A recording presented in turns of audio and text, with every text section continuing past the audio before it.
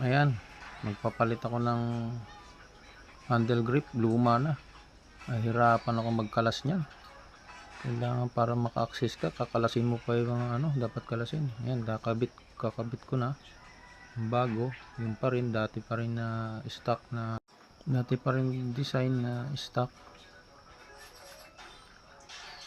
Susunod yung N-bar ikakabit din dyan.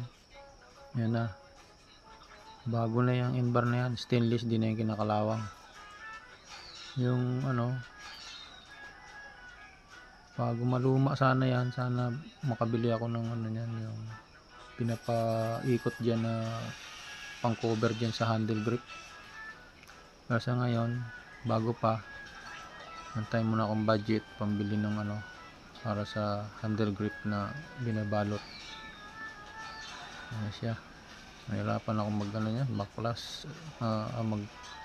kabit, tapos mga tornilyo kailangan tandaan mo kung saan nakalagay.